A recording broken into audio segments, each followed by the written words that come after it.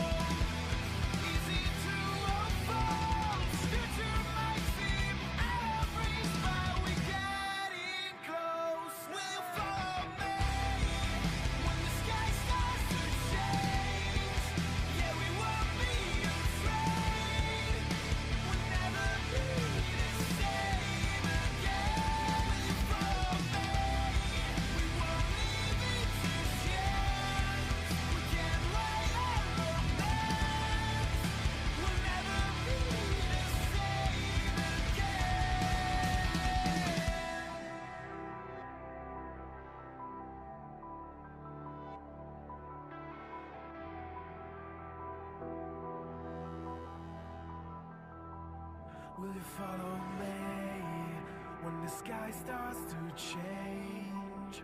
Yeah, we won't be afraid. We'll never be the same again.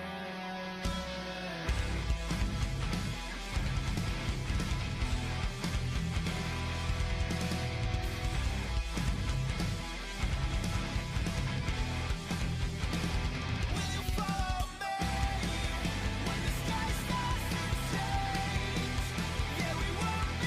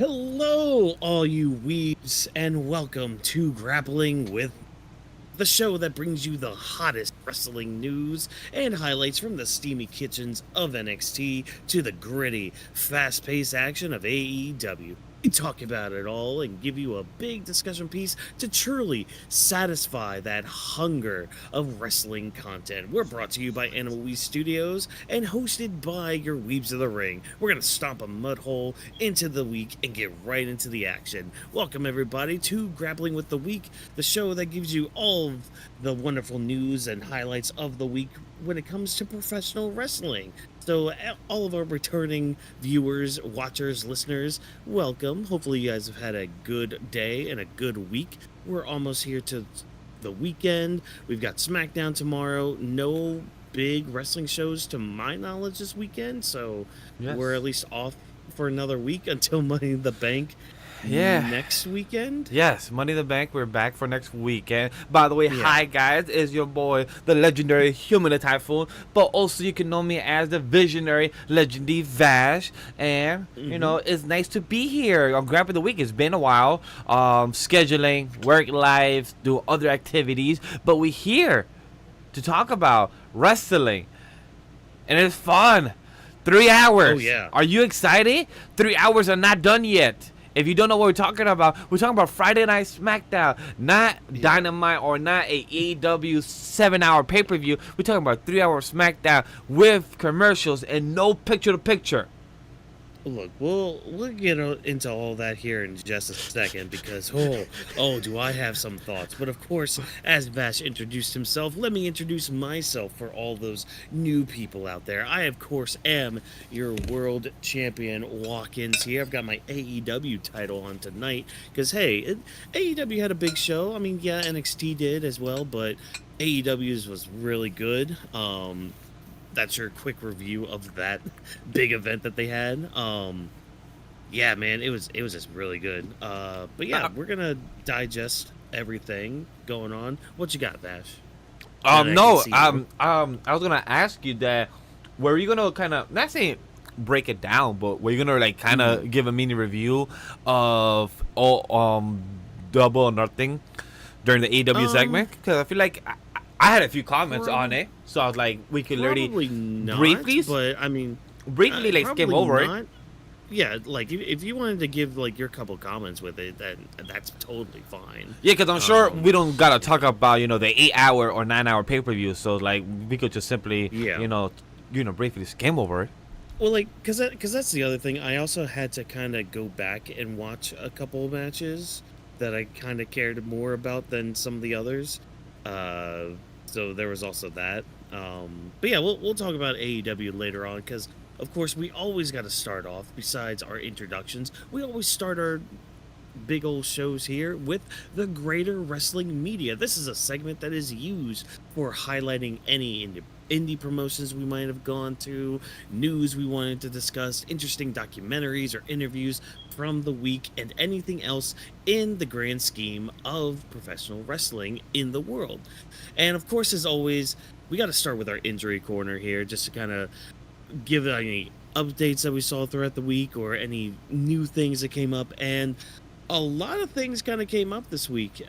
Some that were really not much of anything, but some that actually had some substance to them. So, for example, Keith Lee, who is contracted with AEW, he's confident in an eventual return to AEW. And he had actually reached out to a fan on his Twitter page about this, where a fan had asked him, as I bring up the article right here, they were just asking how he was doing and all that, and was wishing him well, and was really looking forward to seeing Keith Lee on his screen again, which I don't blame them. Keith Lee is really good. He's a big man who can do incredible things. You bask in this man's glory. He is basically he is Broly because of a Broly cosplay he did for wrestling. But that's crazy. My version of Broly is Wes Lee right now. That's crazy because I wasn't there for Keith Lee. And two, I keep forgetting Keith Lee is part of AEW because he hasn't been there in so long. I just really like, Keith Lee, AEW. Totally forgettable on my end. Well, like, that's the thing, because so they haven't really publicly revealed why he's been gone, but underwent like double surgery last year, to kind of take care of some issues that he was having But since like 2022 wasn't he and all that. in the Hall of Fame in 2024 or He 2025? Like, was. so it's just that's he pretty was there with interesting. Michin, yeah.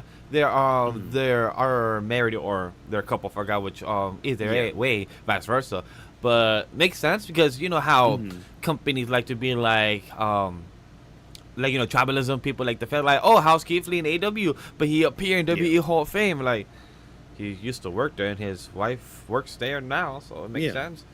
Yeah, exactly. And plus, like, even if you're recovering from injury, I'm sure, like, especially after a certain amount of time, you can put on a suit and go to a thing. Yeah. You know, but that's whatever. But he did respond to this fan saying, "You have my appreciation. I am quite well. Only time will tell when or where, but I am confident that time will come. Have patience, my friend. Lead with love. Be well." So it's good that he's at least in high spirits. It's looking like a return will eventually happen. I'm glad he's not giving a timetable because that would just make people feel very anxious for his return. Yeah. But yeah. It's good to tease it. So, you know, best in his recovery. Hopefully, he's back soon. I'd love to see him and see the current version of him that I never got to saw before. I could see the highlights, but I was never there in spirit, so I could just rewatch it and just become an old fan. But if there's no current him, it kind of bursts the bubble. Yeah, and keeping on with the whole AEW stars, because we have a few stars from AEW that are on. Juice Robinson, who's part of the Bang Bang Gang, he's been out for a while with an injury, and That name, that's crazy. about like a month ago, I know, right? It's great. Oh, trust me, when we get to the AEW talk, there's a team that I have words about. There's a team that they brought up from ROH. AEW, I have comments. Can't wait to talk to you about it because I have comments. Oh, Go dude. ahead. I'm ready. I love I'm ready. I both love AEW and just find. Never mind. That's besides the point. But yeah. So like a month ago, they were like, "Oh, well, he's pretty healthy for nearly a month, so he might be coming back." But Fightful Select stated that Robinson is actually further away from an in-ring return than originally anticipated. Nothing has been disclosed as to the nature of this perceived setback, although Robinson was backstage at Double or Nothing. I believe he's married to Tony Storm, if I remember correctly. Or like Okay. they're dating. I think they're married though, but somebody in the chat remind me with that. But yeah, so nothing's been said about like why the setback and all that, but whether he was visiting or just trying to get medical clearance, it's unknown, at least at the time of like this report coming out. I would like for him to come back out because not only is he injured, but the other member of his group, Switchblade Jay White, is also injured with, I believe, a wrist injury last I damn. recall. So yeah, and they have this whole stable with the Guns, Billy Gunn's boys and all that, and yeah, so they're not going to be on TV because we can't have the whole group. Why have only the tag team then? Whatever. That I never understood that mindset. Like, oh yeah, some of the group is not here, so we're not just gonna use any of the people. Like WWE used Ivar for the longest time as a singles guy while Eric was getting work done. Yeah, I believe for good Io's been 6-8 world months. champion for like months. Yeah, exactly. Like, I don't know, man. I just don't get it. I don't get that mindset, but It's you know, AEW booking. kinda- Can't do nothing about it. yeah, exactly. But continue on with like a quick fire part of like this injury corner. Jim Ross earlier this week announced that he had to go in for colon cancer surgery because doctor said, "Hey, we need to get rid of all that." And we actually had an update on this where he says, and this came from his Twitter account too. So he had responded, letting everybody know that, "Hey, happy to say that today's cancer surgery was a success. Now we begin to rehabilitate." So a legend in the game as a commentator. Glad the surgery went well, and healthy, speedy recovery for good old JR Jim Ross. I love how our sources is fucking Twitter. That's just be insane. Yeah. I remember. Well, like that's the thing. Oh yeah, go ahead. I was gonna say, I remember back in the day, people were like, "What's your source?" It has to be legit. Like I went to school, for editing and everything, but I also took class for broadcasting and for news report because like that involves, being a press or involving being a critic. So knowing how to get your right sources.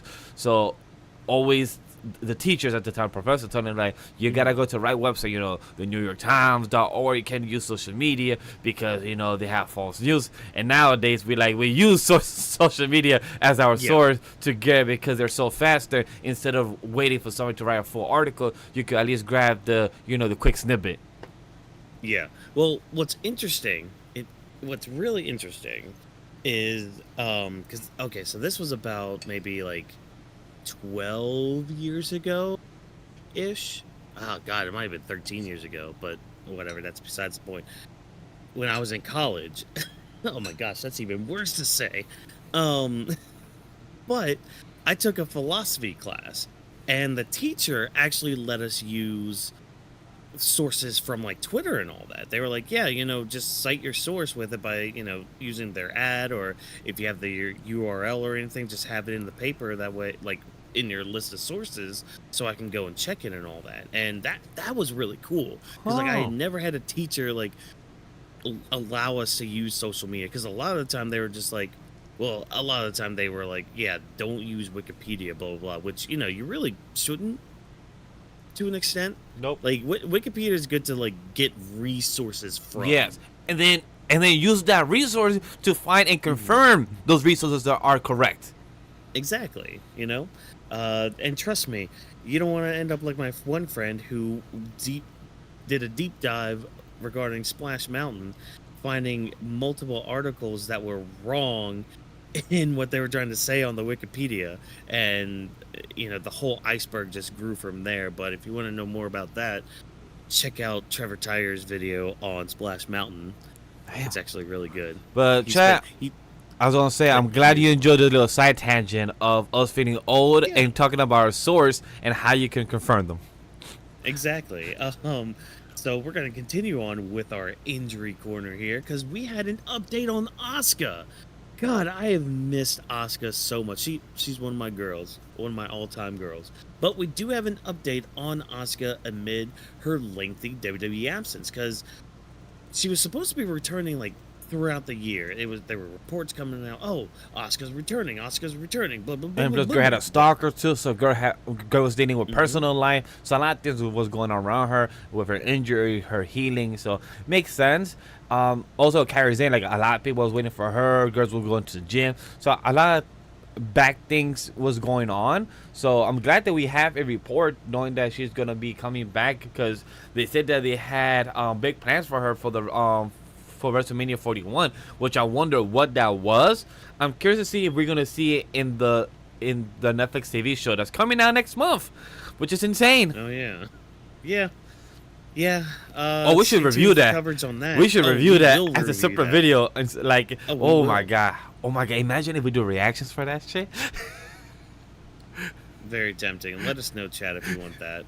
But Fightful reported that Asuka, she's still sidelined, and when she was initially injured, WWE believed that the Damage Control member of Asuka would likely miss the rest of 2024 and 2025's WrestleMania 41. And reports earlier this year did suggest that Asuka would be returning in May, but as we're nearing the end of May, just this weekend, that doesn't seem to be the case now. And she hasn't wrestled since she and Kyrie dropped the WWE Tag Team titles to Bianca and Jade at Backlash last year. Oh, that's about almost exactly a year ago. Yeah. And she had to go through knee surgery and all that. But plans at least have been discussed for Asuka's return as of January of this year, with Fightful noting there was surprise at the discussions within WWE as her return was not imminent, and Asuka being cleared in time for WrestleMania was considered unrealistic. So, kind of an update, but kind of just more just, she was supposed to come back this month, but she's not, and we really don't know why. Again, I just want my Asuka back. That's all I want. The Give me my Oscar back. the only thing I could say about this is that I'm glad Asuka is still like. It sucks when it comes to the smaller stars once they get injured, like the one that you guys spoke about last week. That I believe I wasn't here when we spoke about Zoe Stark. So like knowing that when you're a smaller superstar and or when it comes to Lyra Vaquer, when she broke her ACL, and I saw the interview with Chris Van Light, that she thought that her injury will still hold her place, that when she comes back her place will still be there. But then she admitted, she like, I realized that's not the case, that once you're injured they keep moving, you're the one that needs to catch up. And she said that she found that the hard way, and that's the hard truth. And that's something that I feel bad for the smaller superstars. That, like for example, like Asuka or any other like the big ones, when they get hurt, they can still come back and be put in the story without no hesitation, because they know they will still be the traction. They get the pop, so they don't have to stress about the big superstars. So I'm glad Asuka still being considered. Can't wait for Asuka, Kyrie, Io, and Gilia, their storyline to intertwine in the future. Yeah, I mean, Julia's gonna be on SmackDown, so they won't be interacting too Anytime much, soon. unfortunately. Yeah, or who knows when it but- comes to the draft. Stephanie Vaquer's up there though. She'll be on Raw. Yeah. We'll get some of that Gooner T up on Raw. A lot of people, but- you know what? I'll save my thoughts for NXT. Well, we're not gonna say too much with NXT tonight. As you guys see, Drop is not here tonight. He's got to take care of some stuff tonight, which, you know, all good. Everything's fine with him. Just some surprises coming his way and all that. But there is at least one thing we are going to mention about NXT here in our new segment. But so go ahead with whatever you were gonna say then. No, I'll just save my thoughts for the NXT, because it's gonna be like a small, like 10-minute conversation of what happened, of the Stephanie stuff, Jordynne Grace, and a bit of the battleground stuff. So I was gonna save my thoughts about that, because I did watch most of it. So I just want to rapid fire during that segment later. Okay, all right. Well, something smells funky in here, and good thing I can smell it, because Chelsea Green's gonna have a hard time smelling for a bit, because she broke her nose on SmackDown last week after what many think where it happened was around that botched 619 from Zelina. So which kind of sucks, you know, botches happen, whatever. But yeah, but we did get an update from Dave Meltzer of all people. But hey, it's an injured update. It's not a stirring the pot update, so I'll believe this one. But basically, he said that it was a clean break and Chelsea Green likely won't miss any time because of the injury. So that's good to know. That means that she can heal up very well and she won't have to miss any TV time. So hopefully she's on our screens tomorrow night for SmackDown, and hopefully she gets pushed a little further. Hey. I feel bad for the broken noses. Can't wait to see what's gonna be happening with the aspect of the mask. You know, like the of the Stardust mask. I can't wait to see a interpolation when it comes to Chelsea Green or the other girls, to see if they're all gonna be wearing a mask in the same week, because with all the broken noses. I don't know if they all. Oh, like the other two from AEW. Yeah. Yeah, I mean, they might just be off TV. Just depends on the breaks and all that. But it'd be funny if Chelsea had the mask on. I would not be shocked. Clear mask. Yeah. Almost like what Cody had back in the day. Yeah, Cody and I believe somebody else, Lola Vice or some other girl from NXT had it. Mm-hmm. Okay. Yeah, hopefully those injuries heal up very nicely for them, and very quickly too, and they don't miss any time. And our last little bit here of our injury update, this actually stems from Saturday night's main event. Drew McIntyre is apparently going to be off TV for a while because he's pretty banged up. These rumors and news were coming out a little bit last week, leading into Saturday night's main event, about how Drew was banged up and how, like, he was having trouble looking left. So yes, yeah, the finish, and this report actually comes from PW Insider. They're reporting that McIntyre is going to be taking an extended period of time off of TV. following talks of McIntyre working injured again. Like this was happening, I think, even up to the run up to WrestleMania too. I think there was stuff coming out about that. But again, he was having trouble like moving his neck.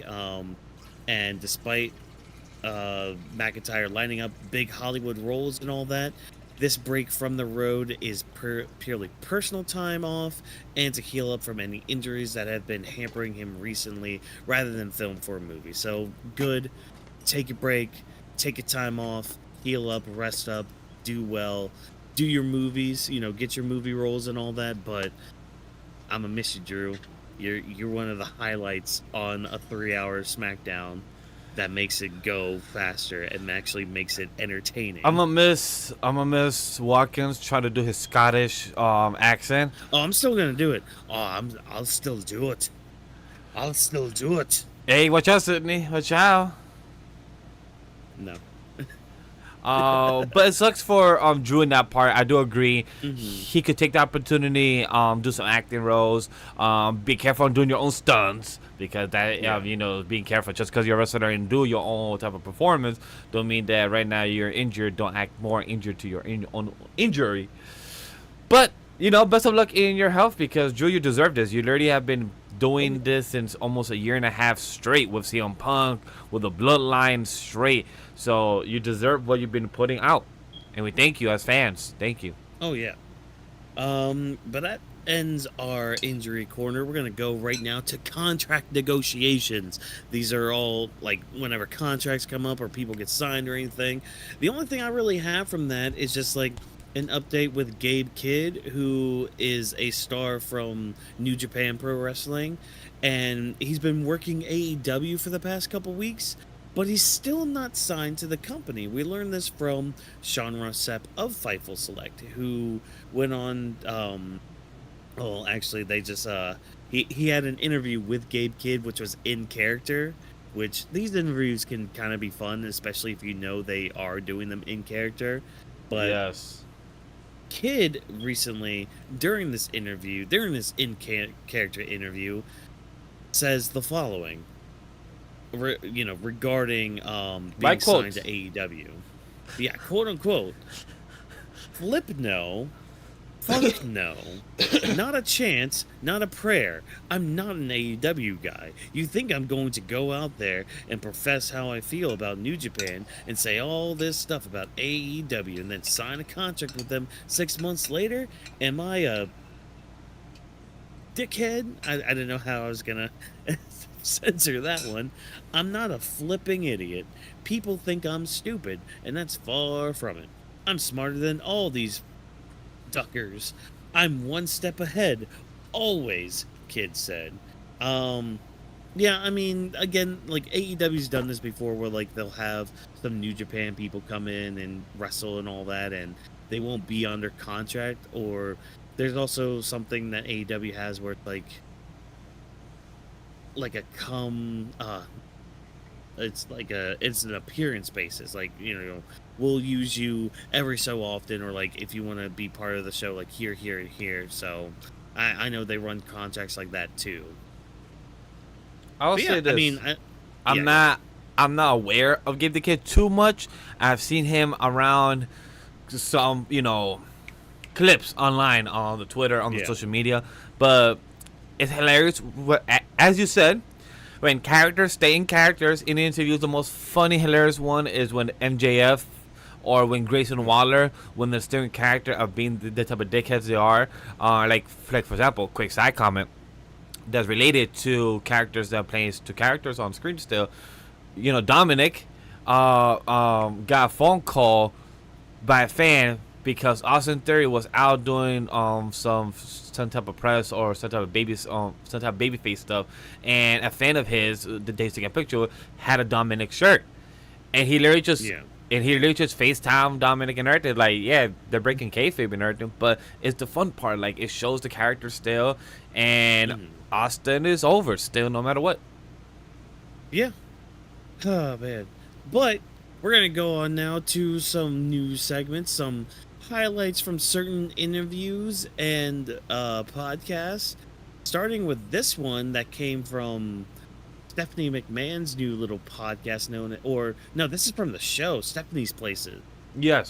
Where she goes around to people's places, and it's basically MTV Cribs, but with wrestling. Yeah. Like, I mean, basically. But she spoke with John Cena for a bit, and he admitted something to Stephanie McMahon. He admitted that he steals from Stephanie McMahon, mind you, for his heel character. And we have a quote here from John Cena where he says, "Can I just say, I had some really good people to learn from. You, Stephanie McMahon, are on a very short list of names that falls into. I flat out steal a lot from you. So, thanks for helping me through this." I read this quote. When I first read this quote, I'm like, I don't really see it.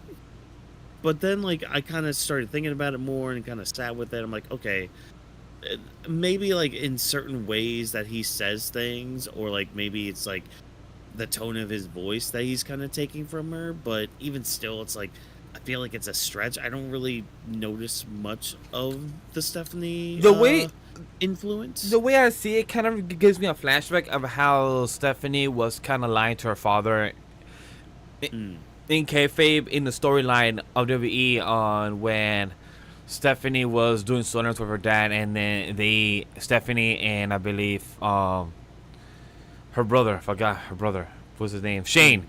Stephanie and Shane, they kind of betrayed their dad in the storyline, and they kind of crossed him to kind of take over the company. So that's kind of my guess of what he's referring to, that he took notes from her of how girl did the betrayal. I believe she also hit her father in the nuts or something like that, or I think she punched him in the guts, one or the other. The memory is vague because that happened like 15 years ago, so makes sense in that. But maybe John Cena is just giving her flowers. That's my assumption, because she did play, both sides of a face and a heel character. A lot of people enjoy her as a heel and everything, so that's my guess. But cool for John Cena to give props to either way. Yeah, it's cool. It's neat. It's fan flippin-tastic. No other notes there. Here's one. Here's a good one. So NXT this week had probably the biggest headline from it coming out of it.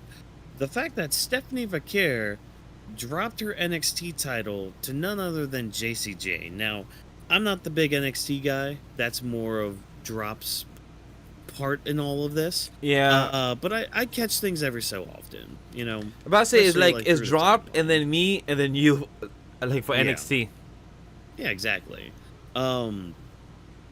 This came out of nowhere, especially after like the NXT after Battleground, after she had a title defense against Jordynne Grace. So this left many people scratching their heads like, why the title change? And not only that, why did JC Jane, and that's no slight to her, but with the booking that I've noticed of her, she's basically booked to be the fall guy. And not only that, but there were a lot of comparisons Tuesday night to her and Jinder Mahal when he won the WWE title back in like 2017. So I get it with that aspect. But like a lot of people, again, they're wondering, why is this happening? And some reports were coming out from, what was his name? Chris Bay, I believe his name was. Yes, Corey, I believe. Corey Bay? Or Corey Bay, yeah, thank you. He had come out saying, and he's somebody that usually kind of spreads this stuff, again, dirt sheets and all that. But reports are coming out from him saying that both Stephanie Vaquer and Jordynne Grace remain roster bound in like a month or so. That they were going to be, Stephanie was going to be going to Raw, and Jordynne was going to be going to SmackDown. So that explains, okay, why they didn't put the belt on Jordynne Grace. But what about some of the other talent you have? Like, I don't know, Lash Legend's still there, right? She would have been good. What was pretty interesting, building stuff up with Lola Vice, but... because I did watch this NXT. I was gonna say my thoughts for it, but since we're already going in for like breaking it down, yeah. I don't know if you saw the clip online, but there was a walkway for Stephanie Vaquer when she was coming out for I her did match. see this. There's a walkway that she came out. I felt like, I don't know, but like I felt like it was like, I don't know the reference, I lost it, but it was like showing every other woman in the division that could go after the title after her losing or winning. So everyone pop up. The most hilarious one is how Last Legend just pulled back Kalani, like, bitch, come here. I'm like, yo, and like people need to understand, Kalani, I believe, is like 5'5". Last Legend is 6 foot. So the way she just grabbed Kalani, just pull her back and be like, she kind of hide her like the sun in front of the moon. Like, you just got hit. She's trying to aura farm. Yeah, That's what she was trying to do. I just love how Last Legend just pull her and be like, yeah, and then just lock eyes. We're like, okay, girl, I see it, and just continue walking Stephanie Vaquer. So my comment about this, because I appreciate it for the production and for Shawn Michaels and Ava to do this, to show the audience that Stephanie might win or Stephanie might lose, but any of these other girls that are homegrown talent for NXT could take this opportunity. And guess what? An NXT home talent did it. A lot of people, look, my positive that I'll say for JC Jane, as much as people could say that she is a pin taker, because it's true. Yeah, I'm speaking facts about what it is.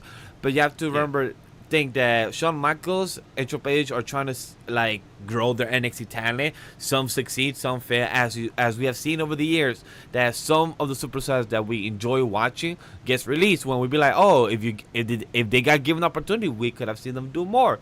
But that never happened, or never the chance. But when it comes to JC Jane, she is a pin eater. But guess what? Girl's been putting the work for the past 6-7 years that I know that she's been on the roster. I don't know the exact details, but she's been on the roster. She's been doing storyline with Mandy from years ago. Girl was the double. I mean, a double. Girl was a tag team champ with Gigi. She has storyline with Gigi. She has storyline with Shotzi and other girls in the locker room. And for her to be one of the people to pin Stephanie Vaquer, and the other one I believe was Roxanne, or no, I believe it was Shotzi that pinned Stephanie Vaquer only, and now JC Jane. So those are two people that pinned Stephanie Vaquer.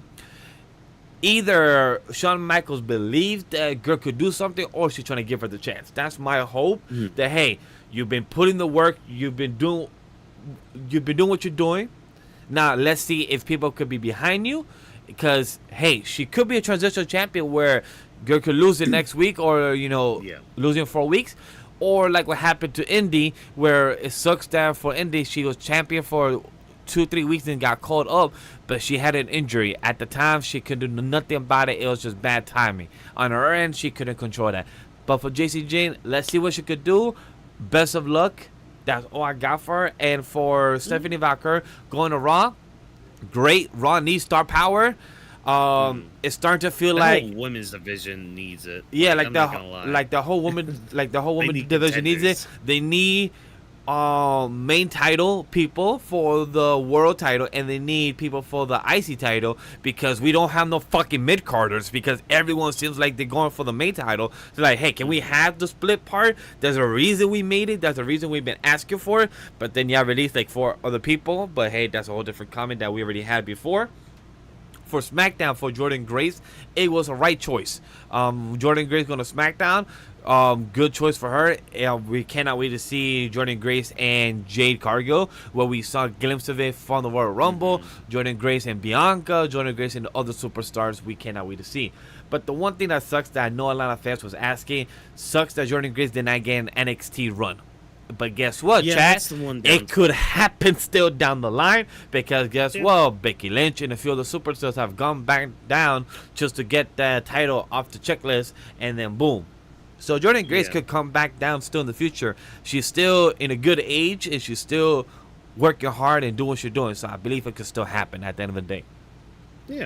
Yeah, it could still happen. She could still go down there and do all that. So Yeah, and I'm glad you mentioned the thing about like her age and all that, because as we get older, our health starts to deteriorate and all that stuff. But luckily for WWE, they have good health staff and they have good doctors there that can, well, at least now they do, have good doctors there that can really help the talent and get them healthy as they continue doing this wonderful thing that is professional wrestling. So yeah, Yes. good luck to Stephanie Vaquer and Jordynne Grace on the main rosters, and good luck to the NXT women's talent that are left down there to fill all these big shoes that are now empty. But continuing the conversation about doctors and health and all that, WWE actually had a mandatory talent meeting last week about medical treatments, which have become more popular in recent years. So this report comes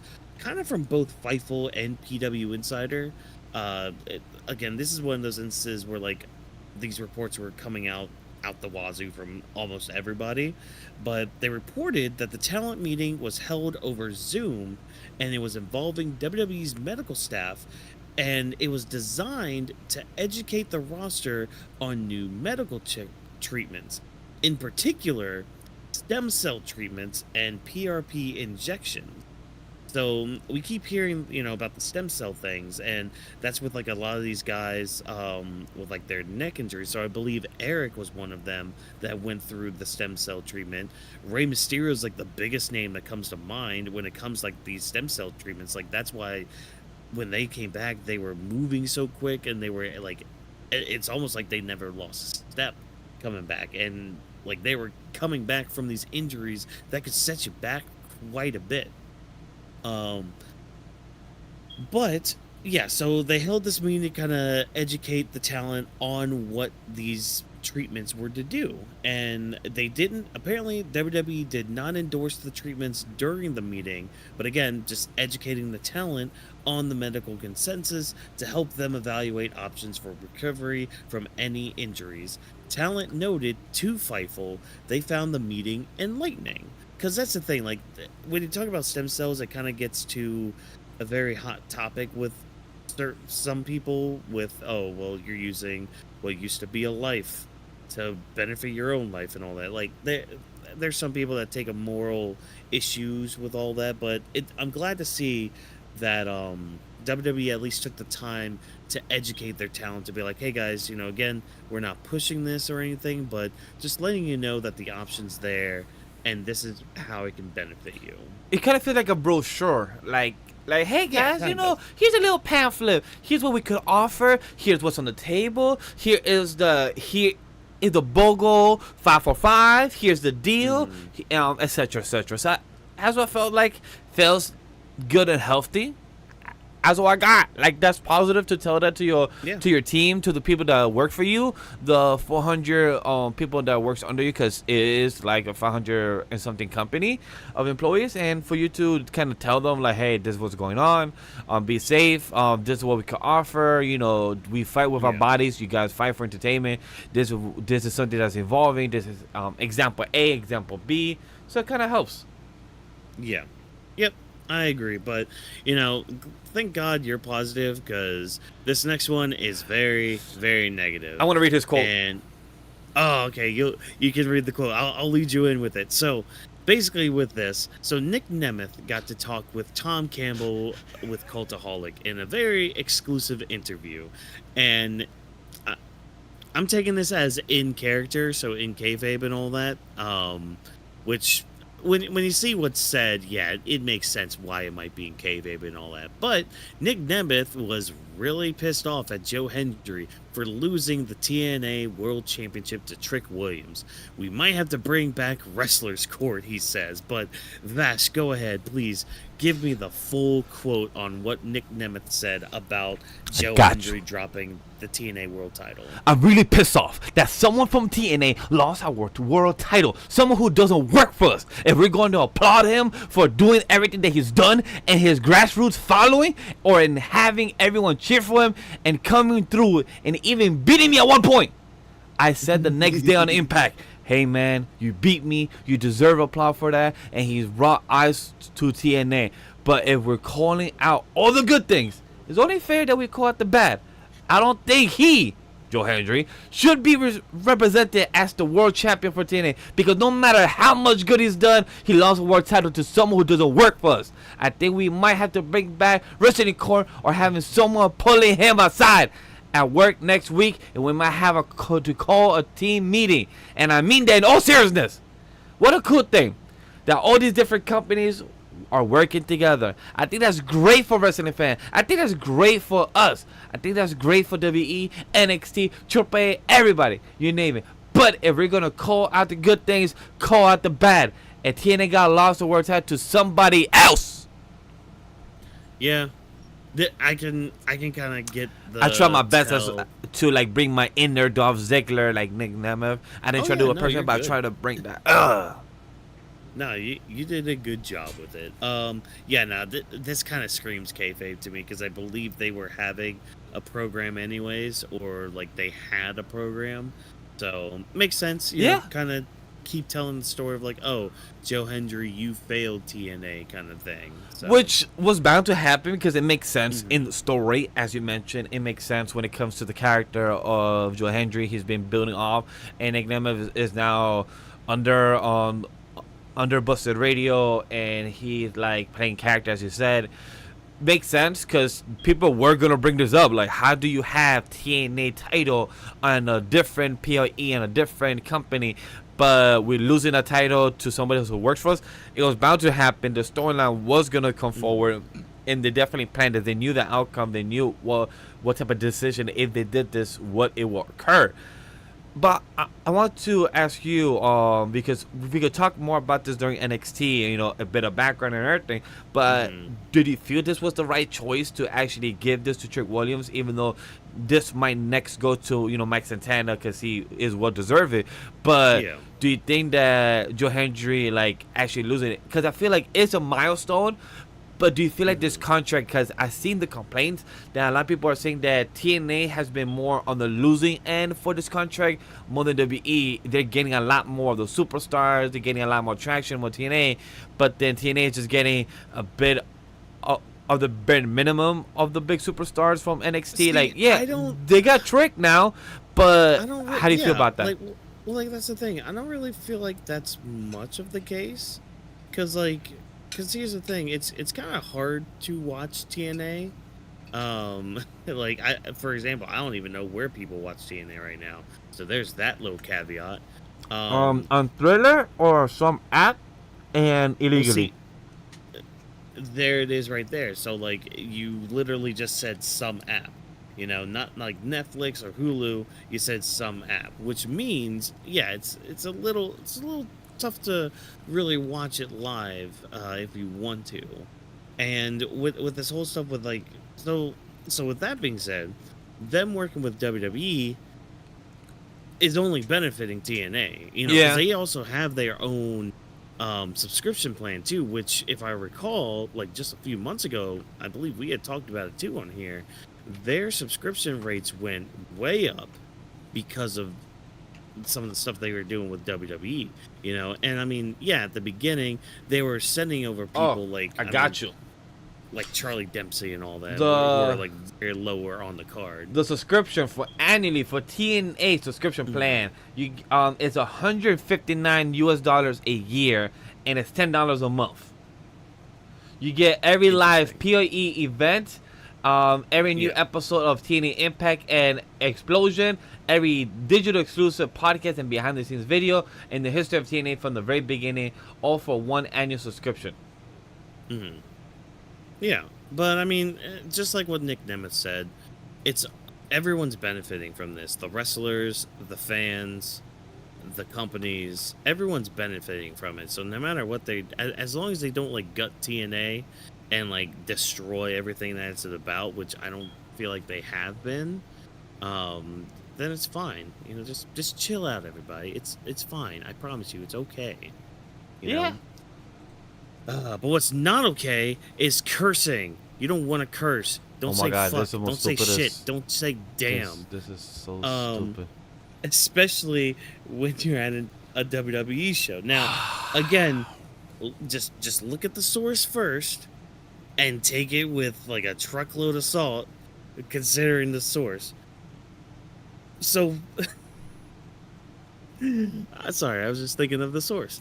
So, Wrestling Observer newsletter, good old Davey Meltzer, throwing some things around. So, censorship of fan chants during WWE shows was once again prominent on the May 26th edition of Monday Night Raw, as we heard people saying, "Duck you, Rollins." Chants involving cursing and swearing have become common at WWE shows for decades, since like the 90s, but whatever. But the chants have often been censored on Netflix, which is annoying. Steps have even been taken to remove swearing from WWE's library of content, as chants of "holy shit" were piped over with fake "this is awesome" chants on Netflix version of WrestleMania XL Night 1. Also BS, cause holy shit. But according to old Dave Meltzer on the Wrestling Observer Radio, WWE have discussed how to combat swearing at shows, and one of the options that has been suggested would see the company ask fans before an event to not swear. Quoting Dave Meltzer, "With WWE, it is so annoying having to deal with that constant when they do the chants. Sometimes I think, and people have actually suggested this, of just like making an announcement of, hey, we're here. It's a TV show. It's going all over the world. We want you to have fun. Don't swear." In the past, if they had done that, the audience would have then started swearing because they wouldn't want to be controlled. But I think this audience is mature enough and smart enough and everything like that. If you told them that, I think they might be okay with it. That is something that has been suggested. I know that, but they don't do it. I'm of two minds with this. Talk to me, like, on because one hand, talk to me, please tell me. because like on one hand, I get the idea, because it's like, okay, they're still trying to push themselves as a PG product, you know, despite what, like, the few bitches that come through and the whole like kicking your ass kind of thing, like, things come through. That's just PG, whatever. So I get that aspect. They want to keep that kind of atmosphere with it, where it's like, okay, let's not drop too many fuck bombs. Holy shit chants, yeah, get the first two out of your system, but after that, stop chanting it and all that, before they start doing the censorship. But then there's the other part of me that says, fuck them kids. They'll learn what the cuss words are regardless. Like, I mean, that just gets into how I feel about censorship anyways. Like, don't worry about it. Look, I learned how to Something curse with the at the bitches. age of fucking 8 years old. At the end of the Yeah. day, our podcast is called Weebs of the Ring. We hear adults, and if our audience, our goal for our audience is from the ages of 18 and over, because we want our audience to understand that we're grown men talking about pro wrestling. Same thing for the branches under Animal Studio, off the Binge Animated Podcast, on around any of our shows that we're grown men talking about. Or women, my apologies, also Neko. We have adults here that's talking about series that we're gonna. So Neko. Hey, you know, I That's gotta, so I gotta put that shout out on that one. But There's at least one girl. yeah, it just shows What is that that, shonen anime? Sorry. when it comes to cursing, it's fucking stupid. You are on network TV, understandable, but you're on fucking Netflix. On SmackDown, understandable, USA, ad revenue, whatever it may be, etc.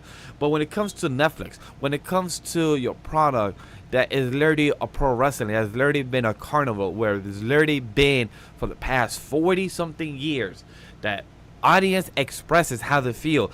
If they think you suck, they will scream you suck. If they scream that you can't wrestle, they will say you can't wrestle. If they scream Tribal Chief, OTC, you are the GOAT.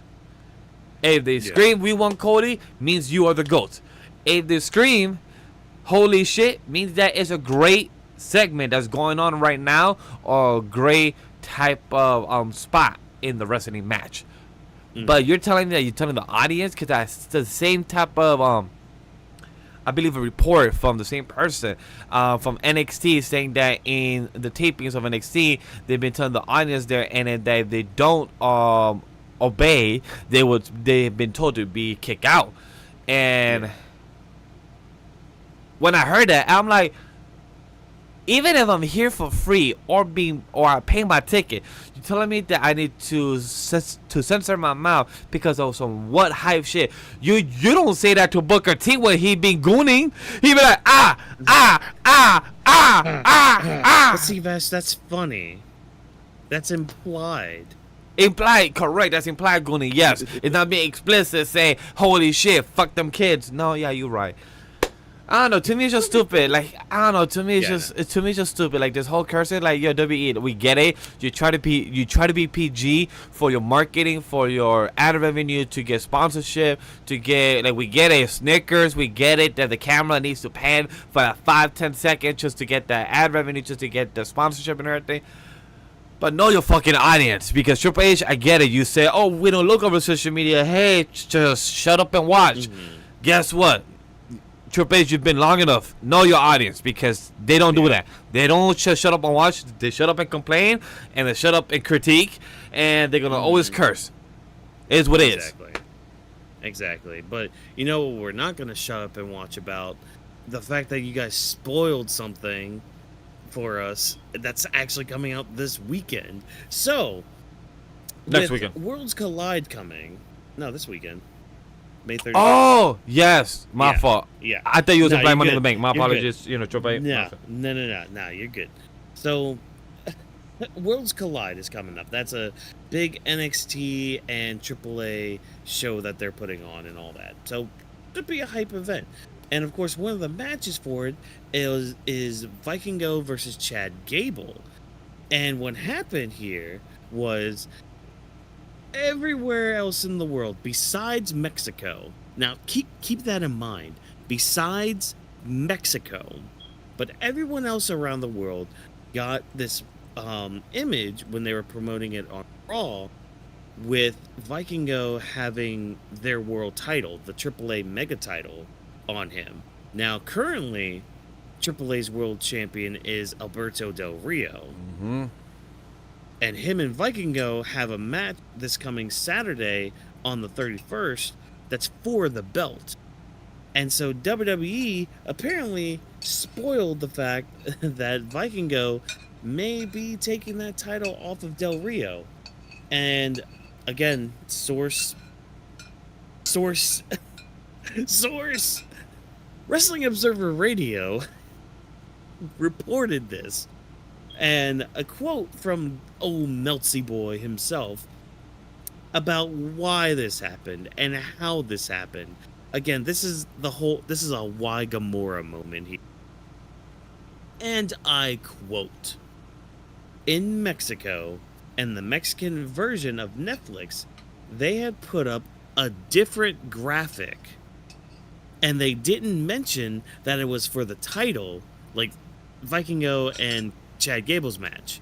They didn't mention that it was for the title because in Mexico, in theory, the people would know that Alberto was the champion. But in the United States, we wouldn't know because, you know, the internet's not a thing apparently. But I digress. So, that was the mentality for doing this, and they thought that that was okay. And for whatever reason, the mentality was, well, if we only announce it in the United States, the people in Mexico aren't gonna know. Not realizing that the internet fucking exists. It's called the World Wide Web, not the United States Web that's only available in the United States. No, it's called World Wide Web. Everything, once it's posted, no matter what time zone, anybody could access it. Literally. Yeah, I don't get. That's a stupid mindset. That's a legitimately stupid mindset to have. Like, oh, we won't. Like, that's such an old school mindset too. Like, that's something they would have done in like the 80s and 90s, where it's like, oh yeah, we'll announce it on the TV shows, except for the one that broadcasts in Mexico. Yeah, we won't say anything there. But hey, y'all are getting something new. Blah blah blah. Whatever. It's dumb. It was really dumb. But AEW WWE, they will continue to lock heads as time progresses on, and we have another time where they're gonna be locking heads directly. Actually, a couple times. Yeah, but I'll say like okay, 3-4 times in the next 4 months, because in September that's also happening. Well, which we also saw that report. I'm not even talking. Yeah, well, yeah, that's the thing. It's like, so AEW, in one point this year, they're gonna be spending a whole week in Philly, and WWE, they're gonna have a show now. This was announced like hours before we started this show too. They announced that they were gonna do an NXT show the week before at the same venue. So it's like, what are we doing here? What are we doing? But not only just that, just in the next month, in like just a couple weeks, mind you, too, WWE are going to be counter-programming AEW with stuff of their own. Not only are we getting like NXT, what is it? Great American Bash on July 12th. Yep. Yeah, that's going to be set head-to-head with All In Texas. We got that going on, but on top of that, Saturday Night's Main Events that night too. Which I think WWE don't mind taking the L for that one night when it comes to Saturday, but I know they're gonna try to book it to try to get much better numbers. Like they're gonna put probably Cody Rhodes or other big stars to try to lock that in, but it's gonna be different because I think AEW has an arena. No, has a stadium, I believe, right? And WWE has an arena. This is their big show. Yeah. Like, this is, like, their WrestleMania event. That's what All In is. Like, and WWE's going to be trying to counter that with, NXT and Saturday Night's Main Event. Because, let's be honest, AEW's probably going to go very, very long that day. It's interesting, especially after like hearing Tony Khan like talk about some of the counter programming and all that, but WWE doesn't counter program at all.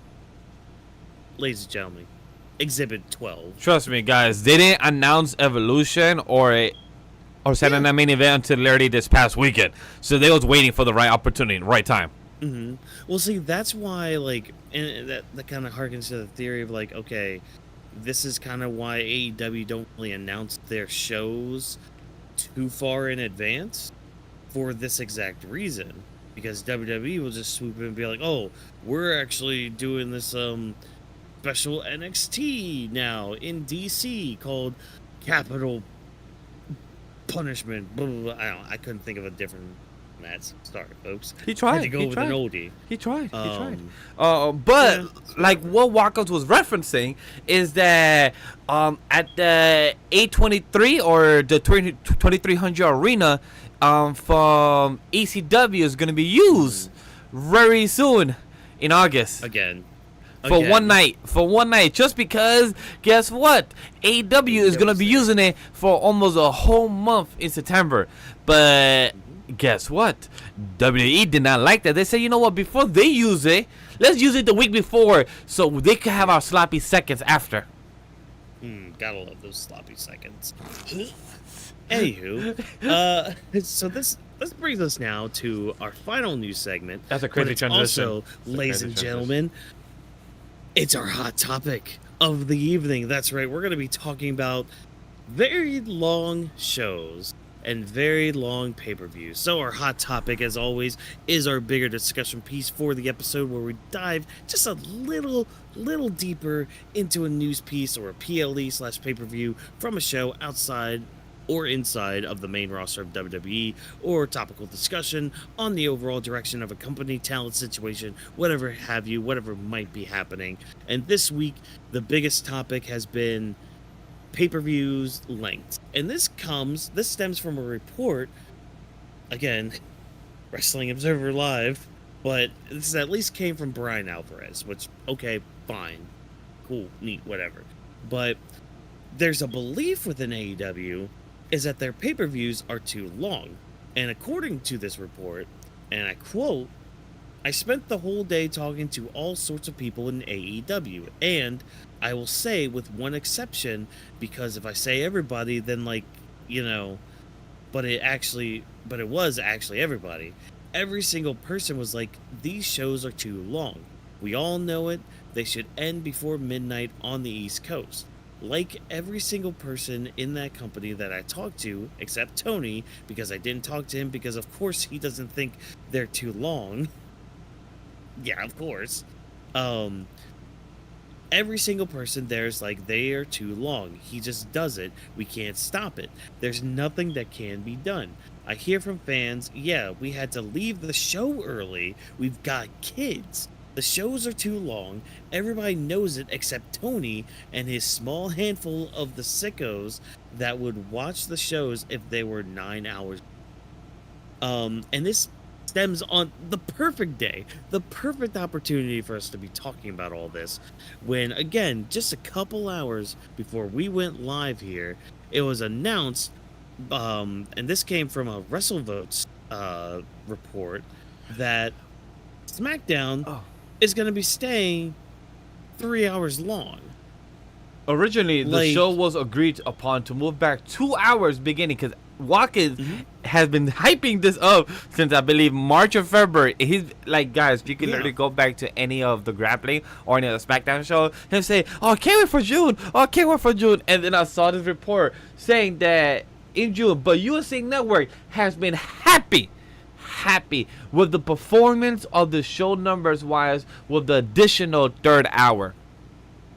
I'd say you're welcome, but I've been watching it on Netflix, so same because VPN. Sorry USA, hashtag not sponsored by NordVPN, but we could be. Hashtag if you want us to be sponsor, we love to NordVPN because we do use you, so we love to just talk use about the code WOTR and get nothing. Yeah, in the future it might be WOTR in the future, or technically it will be. Yeah. But I mean, this is a good topic to talk about. This is a great topic because, like Watkins brought up, AEW, the Double or Nothing happened this past week. I didn't watch the. I keep joking around that it's a 7-9 hour show. I don't know the exact number, how long it was. Wax, do you know the top of your head? Because I've been joking around throughout the show. I'm trying to think of how long their pre-show was, because like the main show was 4.5 hours, because it started at 8, it ended around like 12:30. So yeah, 4.5 hours. Okay. So right here, Google. I don't know how true it is, but it says AEW Double or Nothing 2025 pay-per-view is approximately 4.5 hours long. The main card, which kicks off at 8 p.m., is preceded by a free buy-in show at 6:30. Blah blah blah. Okay, yeah. So about 4.5 hours long. So they had about, and from what that report said, their pre-show was like an hour and a half. So when you do the math right there, that's 6 hours of programming. Look, 6 hour programming is not horrible. It's not horrible if it's for example like a WrestleMania or Royal Rumble or like a SummerSlam or like a Survivor Series, like your big shows that's known for that. But the thing is, talking about the topic, are pay-per-views too long? To me, that question is more: are AEW's pay-per-views too long? Yes, 100%. Yeah. Because when it comes to WWE, most of the time people complain saying that they're too short when it comes to their regular pay-per-views, or they only have 5 matches, but a lot of commercials or a lot of video package or a lot of vignettes, etc. So people are either not getting enough, or they want more, or they want more matches. So it's a bit convoluted when it comes to the WWE side, because with Triple H, he's trying to make both sides happy, the sponsorship and the Netflix side and everything else. Yeah. But when it comes to AEW pay-per-views, a huge reason why I don't watch them is because, one, I don't have an easy access to them because I have them on HBO Max, but I'm not able to watch them. And also, it's only accessible illegally for me because I don't have the funds to buy all the pay-per-view package, because Tony Khan, you make a deal with HBO Max to have your shows there, but not the PLE. I'm sorry, my guy, you're not going to get more money off me there. But 2, if there's a watch party or something, I'll be more interested. But for me to actually sit down on my seat on a Sunday evening, where I also record with my team 2 shows, Annually Podcast and Off the Bench, usually on Sunday nights, and you're telling me to watch a 6-hour event, I'm sorry, you don't got time for that. I'm sorry. I watched the highlight. I watched the reels. I watched that. I enjoy AEW back when it first started from 2019 to 2022, 2023. Now over the years, I have watched the stuff Ricochet, the stuff with the Hurt Syndicate, and a few others, but it. Like, even the POE from this past weekend, like the Swerve stuff, the whole fucking stapler, like, great spots. It's fucking sadistic. If you want the fucking meathead shit, the whole stuff that's going on with the woman division and everything, if that suits you, great for you. I'm not gonna take that away. I'm not gonna be a tribalism, but understand that 6 hour every single POE or / pay-per-view, Tony Khan, you're overdoing it to the fans. Like one of the quotes that Watkins read out, it literally said, "I got kids at home." Instead of them saying "fuck them kids," I gotta go pick up the babysitter that's still paid their overtime. I don't want to pay OT for the babysitter. I need to go home for my day job the next Monday. Because remember, Tony Khan, your POEs are not on Saturdays because that's mostly that's my WWE. So yours is on Sunday where people go to work the next day on a Monday. So it's like 6 hours and an hour and a half of pre-show of a kickoff. Like, you're doing too much. Just do what WWE does. They do a little pre-show or kickoff show for 30 minutes, have 1 or 2 matches, and then the rest, right there. Well, I mean, there is an argument to say about WWE's side of things, because like let's not say what they do with their pay-per-views is perfect either, because like they'll have a freaking 2-hour long pre-show for I feel like with a freaking like the reason I excuse with WWE, because they're trying to be more of a broadcasting in the pre-show. They're trying to give more of the analytical for the fans that want more of the details, and they don't advertise for every fan to be there, because they have like a little two-way. They have the fans that are watching at home that are half the time, or they have the fans that are there in person that's passing by. But then when it comes to the actual show, they re-show the vignettes and everything during the actual show. So that's why I kind of excuse WWE. And no, chat, I'm not trying to play favor. I'm just seeing it as a production and as an entertainer when it comes to that. With AEW pre-show, they have a whole hour and a half of like maybe matches that a lot of people do not even care for. And wouldn't you want to put that on your Dynamite or on your Collision, where you could build the stories there instead of having a whole 6-hour event? Well, so kickoff shows, like matches on kickoff shows, they're really just there to kind of just get the crowd a little hype and get them just warmed up a little bit for the night that's about to happen. But the problem therein lies that AEW's main cards end up having like 9 matches on. Exactly. That's why they end up being like 4.5 hours. And that 9 matches is a lot. Yeah, but I mean, here's the thing. On WWE's side, they'll have a 3-hour event with only 5 matches, and a lot of that time is kind of downtime. Yeah, like the 5 matches out of 3 hours, probably 2 hours of actual matches and story, and that 1 hour is just a full of commercials or video packages. I would go even further than that. It's like it could sometimes be like an hour and a half of matches. I was trying to round it, but yeah, 45 minutes. Yeah, like it can get pretty bad, at least in that aspect. And like that comes with people that like just number crunch and all that. Cause, people have done that like on the timeline. I've noticed. Oh, they have. They will be like, oh yeah, this event had this many minutes of actual wrestling. It's like, okay, I'm not gonna go that far with it, but just like with the overall feeling of it, like WWE, they could add like a match or two to these longer shows, whereas like AEW could maybe take away some, just kind of focus on some main ones, because like there was a match between like Anarchy in the Arena and the main event. I had no idea it was part of the card. I think it might have gotten made during Collision, but again, I don't really watch Collision. Nobody at does. all, because at least 100 people shit to do. Yeah, exactly. Because I have other shit to do and all that. But with that, I mean, it's just they had this 6-man match in the middle of like the main event and this big like multi-person no DQ match and all that. So this match is going on, and I'm thinking to myself, wait, why is this happening? Why is this a thing? How, why? And I start turning into one of those people that's just like, what's the story with it? Why is it happening? And it's like, yeah, there is a story with it. Just, I don't really give a shit about this. Why is this here? Why is this on my program? So it's like, that could have been taken away. Like, things like that could have easily been just shelved and all that. So they just need to find a balance. Again, like, Exactly. It's like this goes into like the SmackDown part too. Now it's just like, why does SmackDown need to be 3 hours?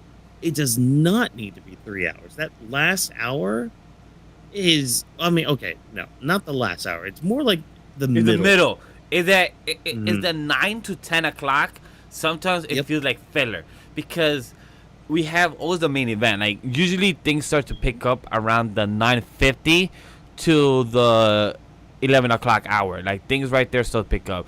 The 9:20 to like 9:10 o'clock, 9:10 to 9:50 is where like kind of feels like dead air, or they're trying to find wiggle room, or they try to do a lot of backstage segments. They try to do a lot of commercials or something, and it feels very dreading. And that's the part that really takes it out. Like they should do like a commercial free 30 minutes on the last main event always, or they should do something, or picture. You guys haven't heard me complain about that shit in so long because I just honestly have forgotten about it. Honestly have. Yeah, they barely do it, but I mean, My- we are also watching on Netflix, so we don't really need it. Yeah, that's true. My other comment about this 3-hour event is that when it comes to the POEs for WWE, they treat SmackDown as their pre-show because they be having big matches the night before their POE. So that's kind of their excuse. Like, hey, if you guys really think about it, 5 matches on the Saturday POE, but then like 3 big ones that could have been on Saturday was there on the SmackDown that could have also made it a big event. So sometimes they do include that and they try to make it feel special, but it doesn't always hit the same. Yeah, it's just there's no reason for a 3-hour SmackDown. My comment before we transition: what do you have any solutions about this? Because as much as that we could complain, yeah, 2.5 hours. Okay, just like okay. Raw. So, all right. There it is. Sorry. So SmackDown, we get it. I was talking more about the PLE solution when it comes to AEW, because like you said, we have a 9-hour and 9 matches. I feel like it would be more important, like, if you want to make Collision important, like, don't just have 9 matches in that one night. Like, have maybe 3 or 4 of those matches on Collision where it could feel like a good setup, important, and then have the pay-per-view have those maybe 4 to 6 matches and still have a, full match be fucking, like, 54 minutes with fucking Hangman and... Who did he verse? I forgot. Hangman and... was it Kenny Omega? No, Will Ospreay. So like have that match still be an hour, but you have the other 3-4 matches still be shorter, but still have a solid PLE where people are not leaving in the corner of your screen. You see a pile of people just leaving your arena because they're getting exhausted. Yeah. So just do better with your shows. That's all we ask. And That's maybe you might just even get Vash to watch AEW again if your shows are less than 6 hours. Yeah. Well, I mean, that's why, like, when I had to kind of rewatch Double or Nothing, I only chose the matches I wanted to watch, and that was like about 5 matches itself. Yeah, because like we didn't need you didn't need the tag titles for Double or Nothing. You really didn't need them on the show. That could have been taken off. That trios match that they had between Anarchy in the arena and the main event didn't need to happen. So already I have 2 matches out of there that didn't need to happen at Double or Nothing. Honestly, if I'm being honest, Toni Storm did not need to have to defend her title on the night. She could have been in the rafters or like in like a press box or whatever during the finals of the Owen Hart Tournament Cup. Yeah, so just less can be more. Like I tell my fellow co-hosts sometimes when we're like planning shows and all that. Sometimes less is more, because you can do a lot more with a lot less things that you have. But I'm gonna move out of this. We're done with our hot topic. We're done with the Greater Wrestling Meter, we've spent way too long on talking about news and all that stuff. But we're going to continue talking about things because we have finally gotten to the turnbuckle tidbits. This is the part of the show where we talk about both NXT and AEW Dynamite, the good, the bad, and the mediocre at best. So I'm going to talk y'all's ear off about Dynamite, and then Vash, you have 5 minutes to go through NXT because Damn, quick rapid fire for Battleground NXT. Don't worry, I got you. I'll be quick. I know how to do in a rapid fire. Pop, pop, I pop. don't even think Texas. I don't even think you need to mention Battleground at all. I will. I got you. I got you. It'll be quick. Fuck Battleground. And I'm not gonna mention more about Double or Nothing. Just go watch it. Go watch it. I'll tell you exactly which matches to watch. I'll tell you exactly. Go ahead. Mercedes and Jamie Hayter. That one was good. That one was really good. The stretcher match with Ricochet and Mark Briscoe was very fun. Go watch that one. What was the other one? Oh, shoot, now I'm blanking on the third one, but whatever. Anarchy in the Arena. Go watch it. It was probably one of the better ones that they've pulled off in quite a while. Definitely take time out of your day to go watch that one. Of course, the main event with Hangman and Will Ospreay. That thing was beautiful. It cooked. That's one thing I would say. Yeah, I saw 20 minutes of it because somebody posted online of the whole 54 minutes of it. So that's why I know the exact length of that match because I'm like, damn, that shit was 54 minutes, and I saw the first 20. She was a good match. She was brutal. They kept going back and forth. They have good chemistry within one another. So that's one thing I also gave props to. Yeah, no, it was, again, it was just really good. Like, good in-ring storytelling, good action in the ring and all that. Like, I mean, they even did, I mean, there were times where they had, like, a lot of kickouts and all that stuff, but, like, it made a lot more sense in this kind of realm of it. Like, it was just really, really good. I'm trying to remember what that fifth match was now. I am completely blanking. I got you. I got you. Give me a second. Wasn't that one? No. Where's that? Shoot. Blanking, everybody. Chat, I am blanking. I am sorry. It's been a week. Again, that's why we do this show, Grappling with them, to stomp that mud hole on their candy booties. Hopefully Vash is just looking at the card so I can look at the little big picture of it. Which one am I supposed to look? At the Double or Nothing 2025 buy-in or just regular? No, the buy-in is their pre-show. Okay, so their matches for Double or Nothing was the Mercedes versus Jamie Hayter, FTR, Ricochet versus Mark, the AEW tag team match, Okada versus Mike, Tony Storm and Mina. I heard Okada versus Mike Bailey was pretty good. To be honest, I wasn't paying attention during that. So, because again, the outcome was kind of obvious, but whatever. And there was the Anarchy in the Arena March and the 6-man tag, and then the Owen Hart Foundation of Adam Page and Will Ospreay. I feel like we're missing something, but those are all the matches that Cage Match says right there on down the line. Well, good, great. That was Cage Match. That was Double or Nothing. I'm moving on to Dynamite now because Dynamite was. It was okay. Look, Dynamite this week was okay. It's hilarious when I see Dynamite because I saw a scene of Mercedes and some other girl where they were being cringe on each other, like where they were dancing. Tony Storm? Yeah, Tony Storm. And I think they were sniffing each other, or one of them lick each other's neck or chin. And I'm like, that's I guess just Tony being Tony. That's just Tony being Tony. Like, the promo was nice. I did like the promo on between them. I don't have the exact paraphrasing or quote in my head from the top. that's fine. I'll get into it here in just a minute with it. Talk to me. I'm gonna talk about the beginning of the night though, because the beginning of the night was also pretty dang good. Because here's the thing, we've got our main event, and I'm assuming our semi-main event already set for All In. Tony Storm and Mercedes Moné taking on each other for the AEW Women's title, and Hangman Adam Page taking on Jon Moxley for the AEW World title. My only issue with all this, we have 6 weeks to build for these 2 matches. Like, we have over 2 months to build for these matches. And it's like, how can they push these stories forward? Or how can they push these matches forward and not lose any heat going into it and all that? And I think what we started with, like the Hangman stuff towards Moxley, was a lot stronger than on the women's side of things. It's like Hangman comes out, he opens the show, he's celebrating his win, looking to get like this big redemption that he's trying to desperately get to, but out comes Swerve Strickland.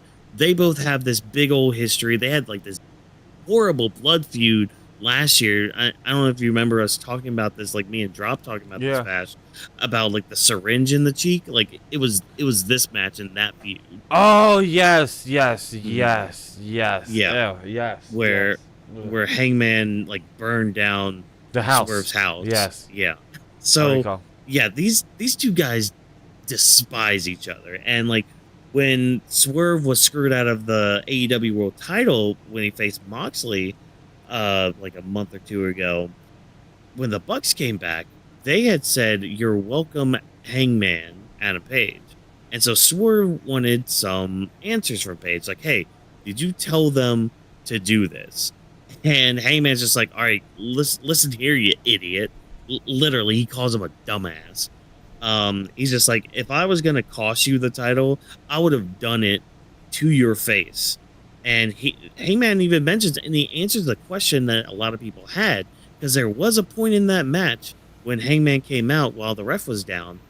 He thought apparently to attack Jon Moxley and help Swerve.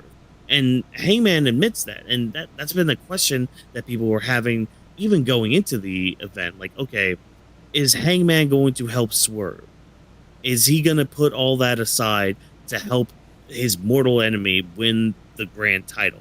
Obviously, you know, things didn't plan out that way, but we get that answer here with Hangman saying, "Yeah, I had thought about it, but, you know, again, things didn't really pan out the way they wanted." But these 2 are not seeing eye to eye at all. And Will Ospreay comes out, tries to play peacekeeper here, tries to be like, "Hey, bruv," like all that stuff with everybody, trying to keep, you know, Hangman cool, keep Swerve cool.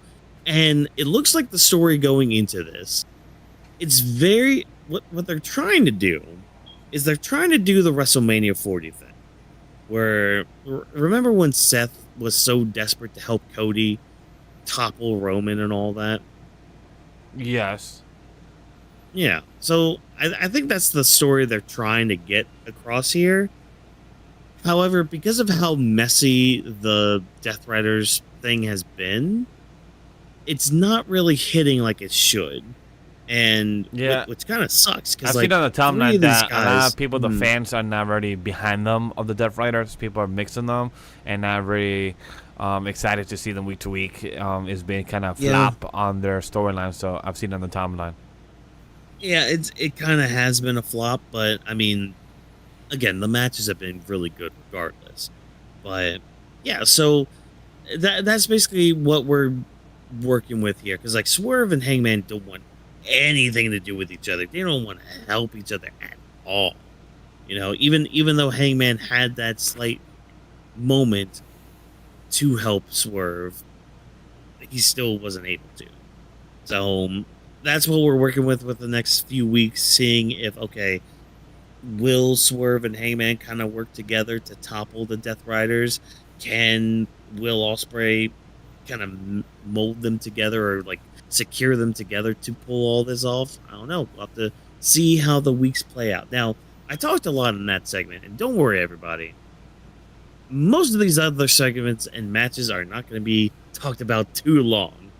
Our first match we got tonight is a mixed trios match where we have Jon Moxley, Marina Shafir, and Gabe Kidd, who we had mentioned earlier.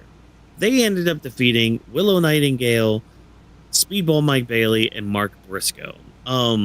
Makes sense why like Willow's in this and why Mark Briscoe's in this, because like Mark Briscoe actually came out during the Anarchy in the Arena match and started beating up on Gabe Kidd.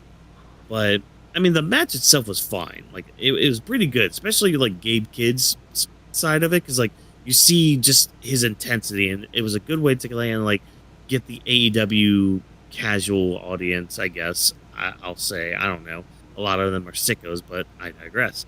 But it is a good way for like some of us who don't know Gabe Kidd to kind of get a better understanding of him in the ring.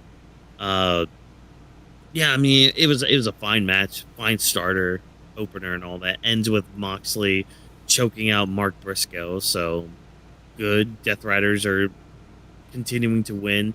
Kind of wish Moxley had like a singles match or something else to kind of show that he himself is more dominant, but that's whatever. But one thing I do want to note though is John Moxley, or at least it's interpreted this way, that like John Moxley doesn't know what like Hangman and Swerve were talking about at the beginning of the night, because he had rolled up like in a truck like outside the arena during his entrance. So it's like, okay, well, you're just getting here ready for a fight. So yeah, he didn't get to hear the faces conspiring against the Death Riders and all that. I'm sure somebody in the Death Riders did, but whatever. It's whatever.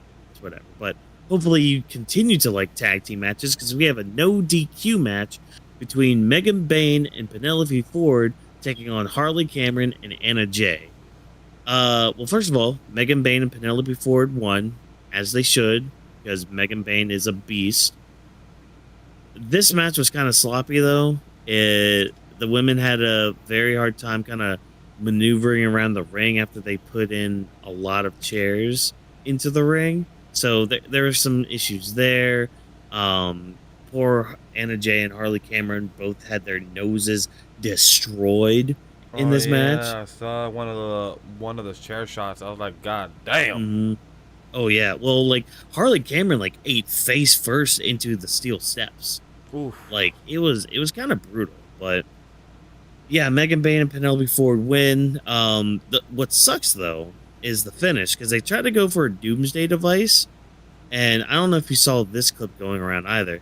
So basically, Megan Bayne has, I believe it was Harley Cameron on her shoulders.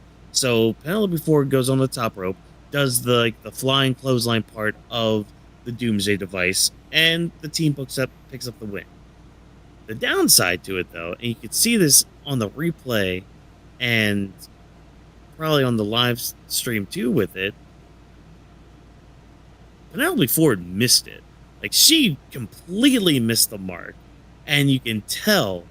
And it just, again, the match itself was sloppy, and to have an ending like that, it was like, I don't know about all this, but okay. That's fine, crazy, whatever. because the match was still 11 minutes. That's crazy. Oh yeah, no, they had a commercial break in the middle of it. Like it was, yeah, it went the distance for a bit, but again, just like it was sloppy at times. Yeah, because the next one, I'm a bit stunned that it was a 3-minute match. That shit stunned me. The one that is a non-title 6-man tag of the Ops versus the Frat House, which is crazy that they have a name called the Frat House and called the Ops. Oh, that's just crazy. You know what? You brought up the match before my quick fire parts, but it's fine.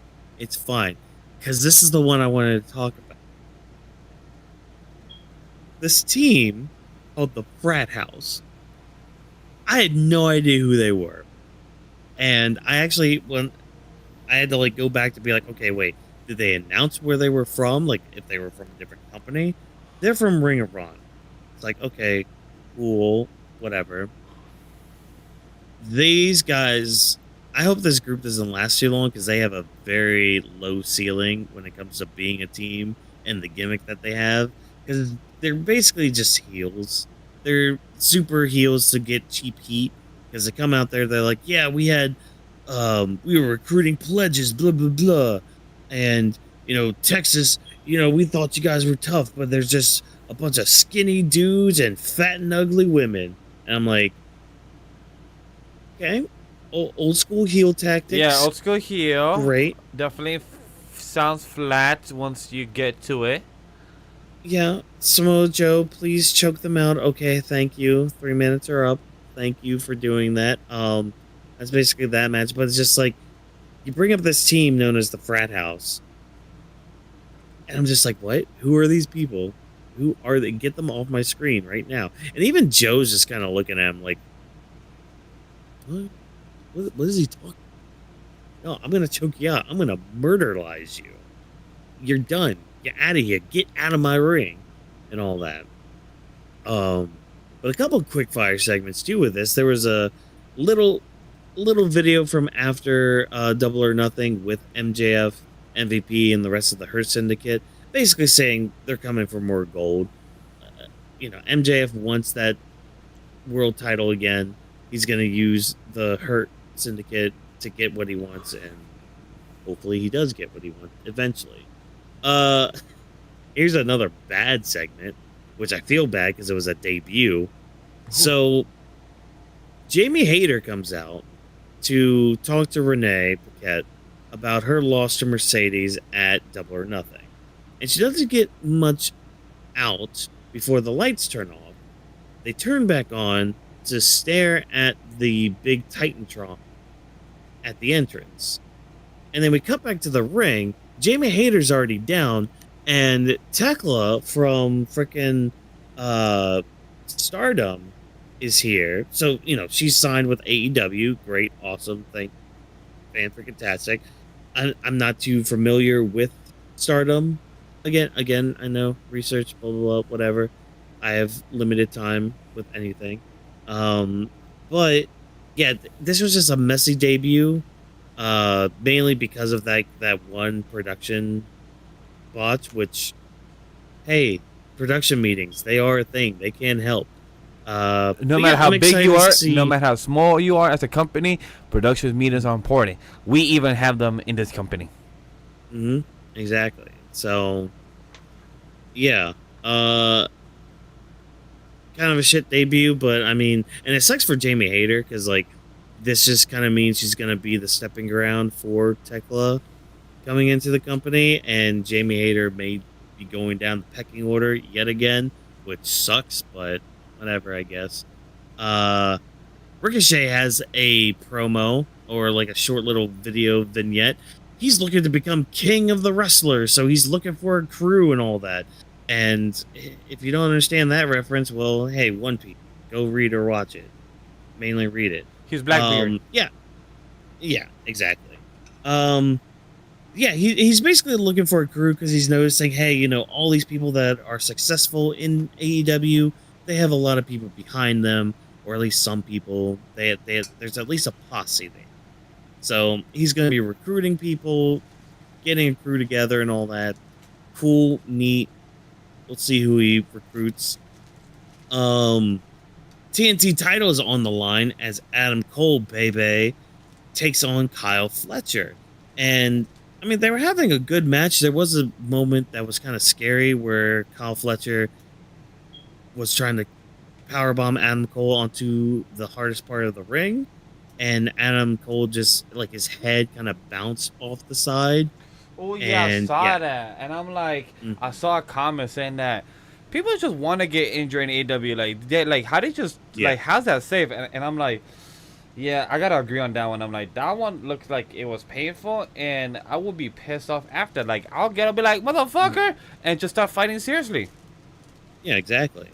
So, yeah, they had a match, and I mean, the match was good and all that, but it ended with in DQ when Josh Alexander came out to just attack and the rest of the Don Callis family. And we get a segment later on where Kyle Fletcher is pissed at this. He's like, yeah, I had the match won. I didn't need any help, but, people wanted to come in and ruin it. All right, fine, whatever. We're not done yet.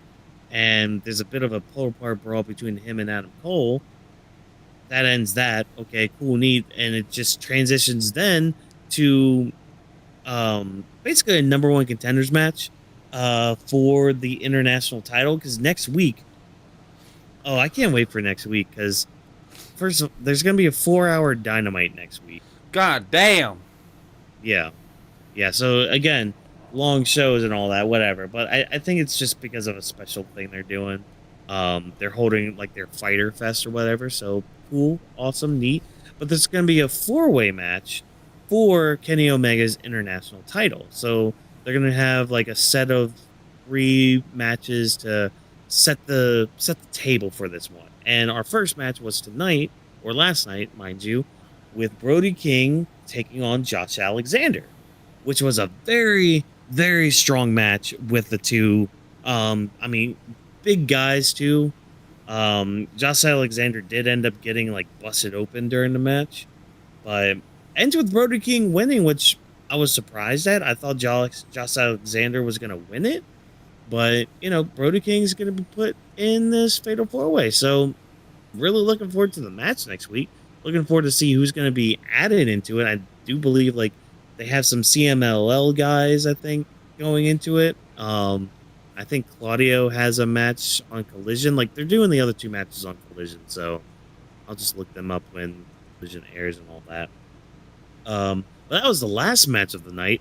The night actually ends, though, with this promo segment between Timeless Tony Storm and Mercedes Moné. And, I mean, it was a good back and forth between the two. I would say Tony was a little bit more palatable than Mercedes, because Mercedes can sound kind of Flat. forced We're one note. sometimes. Yeah, flat. Yeah, it's again. I'm very biased when it comes. I feel to like Mercedes reads off a script. Like, Mercedes reminds me a bit of Tiffany in a way right now with her promo, that she just stays on the script and doesn't maneuver. She just stays to the point. Toni Storm is like, she's free balling. She plays around. Yeah, she free balls, aka or. No, I'm not gonna switch the word. No, free ball. No, free ball, I was gonna use a Say different version, but I'm gonna stick with free ball. I'm like, nope, nope. I'm gonna keep it Toni PG. Storm. Exactly, because hey, the money train has to go through the Tony tunnel, and her hips apparently are not wide too enough. wide enough. Yep, that's the Yeah. Thank you for helping me remember the promo she said. Thank you. Thank you, Mercedes. And this is kind of what I was talking about earlier with like, okay, we have 6 weeks of build, so it's like, okay, we have this promo segment. It was a strong promo segment, but like, I feel like it was too strong for this early in the feud, and they both also already tried to hit their finishers on each other, and then they had the dance off, which some people are calling cringe. Mercedes' part was Tony's part. You go, girl. Whatever. This is the one I'm worried about with like having so much time to build, because it's like so much timeless time. I'm going square in the chat. I don't know. Just I worry that with like so much time, they might blow their load so soon. It might not be wide enough for the load. As long as they can clean up, that it'll be. So that was Dynamite. Again, I mean, it was fine. It's kind of hard with these Dynamites that are after the big shows, because usually there are people that kind of take the night off because they're banged up from putting on bangers Of a 5-hour match, yeah. Yeah, exactly.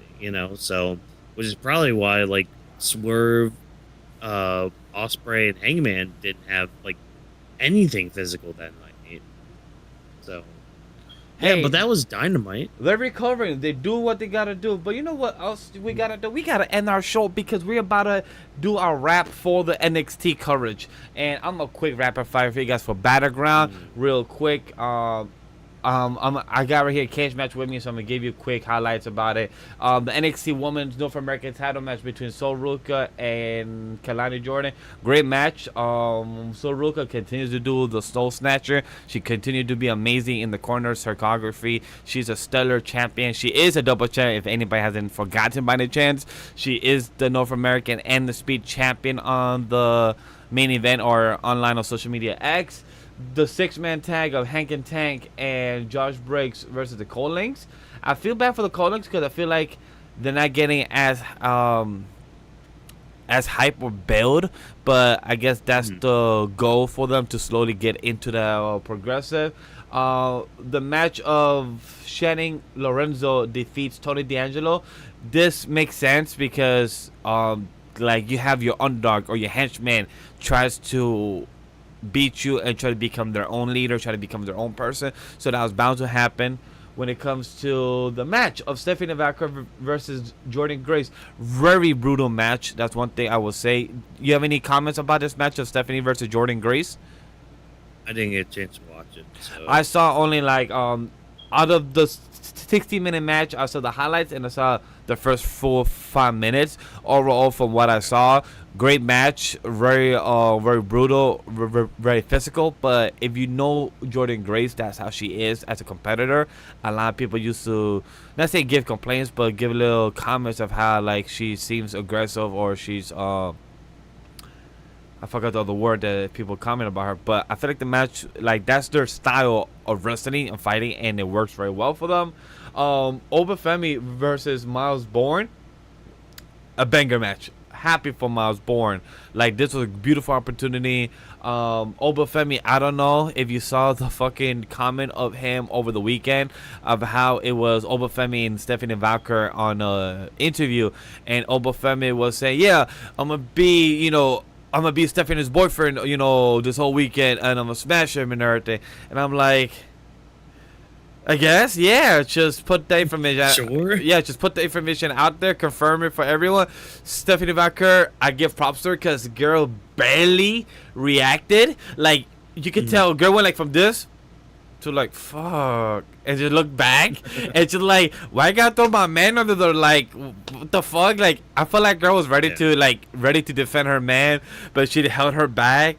For anybody that don't know, it's confirmed from many sources that they're dating Stephanie Vaquer and Miles Bourne. Congrats to the relationship. They just started dating recently, since WrestleMania, and people said that they saw them pictures and everything. Glad that nobody out of them until it became more public, so very props to the fans because it wasn't very well known until more recently, so very happy about that. And congrats to Miles Bourne actually to put a good match with Obafemi, help him to get over, and I believe drop before we were speaking in our own pre-production meeting that Miles Bourne will be having more opportunities in the future down the line, so I'm very happy about that. Any comments about this match, Watkins, by any chance? You saw this one yet or replay? Nope. Understood. Nope. I didn't watch much of Battleground at all. No, whereas TNA title match, we spoke about it briefly. Chuck Williams defeated Joe Hendry on a 15-minute match with a title change, and it was something pretty shocking. A lot of people didn't expect that. Joe Hendry, look, we spoke about earlier, I'm not gonna dive too much into it, but Joe Hendry is doing many changes, and people understand that he's having his name like literally in the history books for these type of events. So you could be upset about it or not, ride the wave, because this is literally gonna be the Joe Hendry for the next year or two once he joins the company as well for WWE. So it makes sense. When it comes to now NXT, the actual event that happened in the aftermath of Tuesday, what happened was we had two title changes on this match. On this night of NXT. The NXT North American title, the first one, Ethan Page defeats Ricky Saints for the title, a 12-minute match, and I want to say it was fucking brutal. That chair spot, Watkins, did you see that chair spot on the online by any chance when he Yes, I did. grabbed him by the throat, put him right there, bruh. Yeah, that was sick. I will not be able to speak for the next day. Like, my throat, I need teas. I need, like, bro, that shit look painful. I don't know if it actually connected very well, or if it was just a good selling. Either way, that shit look brutal. When it comes to the title change to Ethan Page, I'm glad because now he has the NXT and the North American title under his belt. I know Ethan Page is gonna be there for quite a while with the North American. Do you think Ricky Saints is gonna move up to a main roster, or he's gonna stay here and probably get the main title of NXT down the line? I mean, I really don't know because I figured Stephanie Vaquer was gonna be down there a little low, but apparently they're moving her up now, which okay, fine, cool. I really don't. All right. So when for me, I'm okay with that if he does go to main roster. But if he goes right now, I don't know where to put him. But I hope he gets more story down the line. We have the next one. Mike Santana appeared from TNA. He defeated Tavon Height. Mike Santana is part of TNA, so it was great to see him. And he has a promo or confrontation with Trick Williams. How do you feel about this build, this feud, going to be happening with the next couple of weeks of Trick Williams versus Mike Santana? And Mike Santana finally getting this opportunity that he's been working his ass off for the past couple of years with the indie wrestling, now with TNA, and now he's going to be the next world champ. Yeah. Well, possibly world champ. Possibly, I'm speaking it to existence. Yeah. Oh yeah, no, I see that. The whole manifesting kind of thing. No, I get that. I mean, yeah, the match will slap. Hopefully, throughout the weeks they can build it. Yeah. After that, should be a good confrontation. After that, we had Jada Parker defeated Tatum Paxley. It was a fucking 4-minute match. I felt bad for Tatum Paxley. Now I feel like she's not becoming a jobber, but knowing how sad she was when she came out with the $2 of Shotzi and Gigi, that was very sad because two of her closest friends just got released recently, and Jada Parker having this opportunity. Sure, the 3-minute match is what it was, because we didn't have only just one 3-minute match. We had another one of Jasper, Troy, and Dante. Don't know who they are. I saw this match. I literally went through the bathroom while watching. But that's literally, I didn't even pause it. I just let it continue playing on Netflix VPN. I'm like, yeah, just continue going. I came back and it was done. I'm like, awesome. Now the big what the fuck moment, like we spoke earlier. JC Jane defeats Stephanie Vaquer because she slapped Stephanie Vaquer when they was doing a promo for the AAA event at World Collide, and Stephanie Vaquer looked like she was gonna have a match. And the promo, a lot of people are saying like she doesn't look like she has her belt in the promo, but guess what? Makes sense now, because there is no match actually gonna be having her with the title for NXT, because Jason Jane took it. And look, when you have a match on Sunday and then you verse somebody on Tuesday, I feel like you could have like a 40-hour type of delay period to heal. It would be more believable if she lost it on Monday and her match was Sunday. It would be more believable on my end. But she also got interference from Fallon Henley and with Ultra Jasmine Nix. Congrats to Jason Jane. Let's see what you could do in the future for this. I know we were talking about this in the pre-production that why couldn't it gone to Jada Parker, Lola Vice, and everything. The question is, what's next? That's more I'm waiting to see what happens next week, Tuesday, on the aftermath, and then we could talk more to be like, okay, now we have a direction. Now we see where they're trying to go to. But right now, it's like too many questions to know. You guys did this opportunity, but we don't know where you're going with it. Yeah. No, I get that.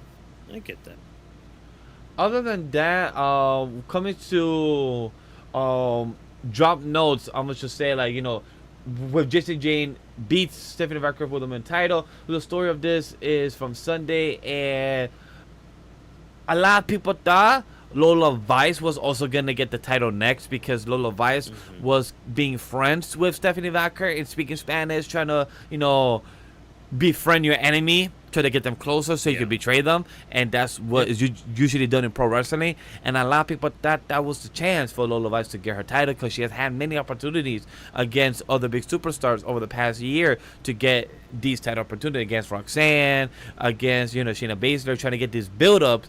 But not having Lola Vice to win was like, hey, this would have been a great chance to have her win it. They were in Florida, Tampa, and everything. You have her chance and still be around the area, but not have her win it. It's questionable. So, congrats to JC Jane. Let's see what you could do.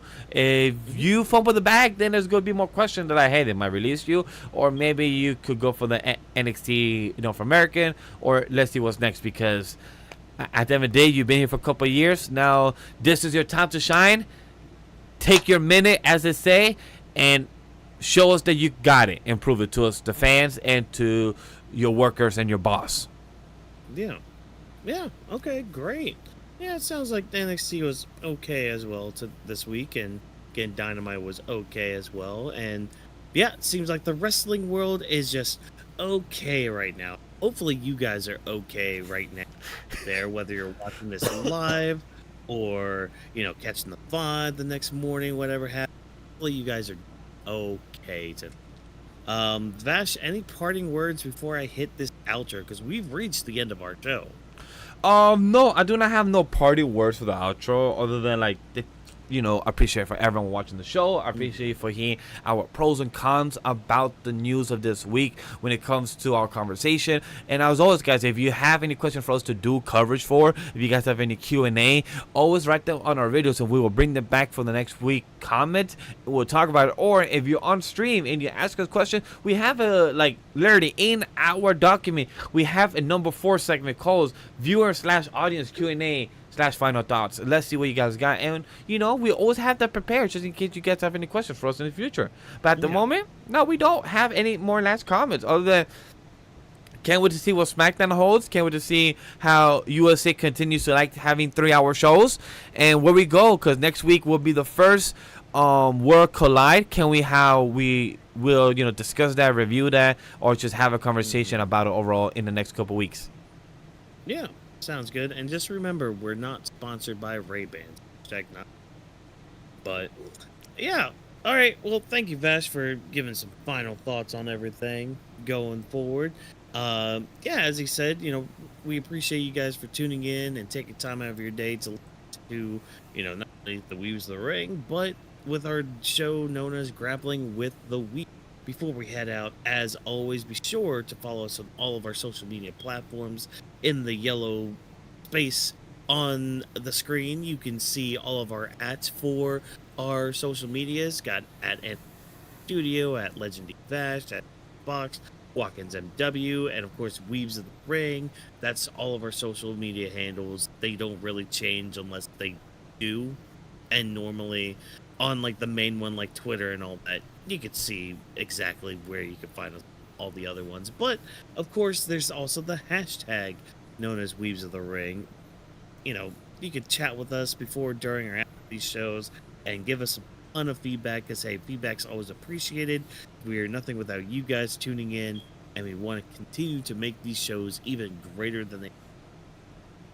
Grappling with the Week is presented by Animal Weed Studio. Thanks to our production team for all of your hard work. Thank you for joining us, and another special shout out to Stu. Last Saturday you had your moment with Cena. You were able to do your entrance like you used to, so we're very much happy that you were able to do that and all that. So keep doing you, Stu. Keep being good, and as always, people, have a good night. Get rest, get some sleep, get some propane and propane accessories, and we'll see you tomorrow night for Smack Diggity Dab. We talk to the next one. SmackDown time.